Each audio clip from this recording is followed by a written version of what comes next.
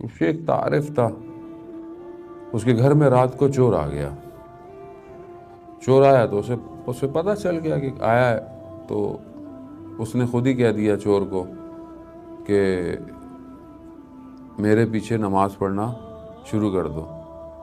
اب چور نے دیکھا کہ یہاں ملنا تو کچھ ہے نہیں، ویسے بھی کیا ملے گا، تو چلو ساری زندگی تو چوری ہی کرتے رہے، آج کی رات نماز ہی پڑھ لیتے ہیں. خوب عبادت میں کھڑا ہو گیا.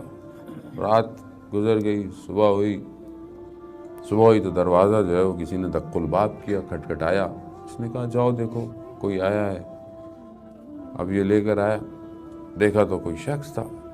تو اس نے کہا کہ شیخ مجھے آپ سے کام ہے، میں نے رات کو خواب میں دیکھا کہ میرے پاس کچھ ہے اور میں نے وہ آپ کو دینا ہے. یہ میرے پاس کچھ سونے کے سکے ہیں، یہ میں آپ کی خدمت میں دینے آیا.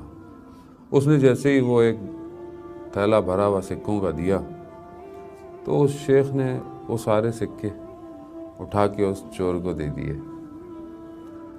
تو وہ چور جو ہے وہ پریشان ہو گیا جب اس نے ان سکوں کو دیکھا. کہا میں ساری زندگی چوریاں کرتا رہا مگر مجھے اس کا کچھ برابر بھی نہیں ملا، اور ایک رات میں نے خدا کی عبادت کی اور مجھے اس نے اتنا دیا. تو وہ کانپنے لگ گیا، لرزنے لگ گیا. چھوڑے میں نے کہ جو غلط کام کیے، میں خدا کی بارگاہ میں معافی مانگتا ہوں کہ میں آئندہ یہ کام نہیں کروں. خوب انسان کسی لمحے بھی خدا کی بارگاہ میں آ جائے، خدا اس کو دنیا اور آسمان کی ساری نعمتیں عطا کر دیتا ہے. ہم در در دروازے کھٹکھٹاتے ہیں دنیا کے، خدا کہتا ہے تو میرا دروازہ کھٹکھٹا، میں سارے دروازے تجھ پہ کھول دوں گا.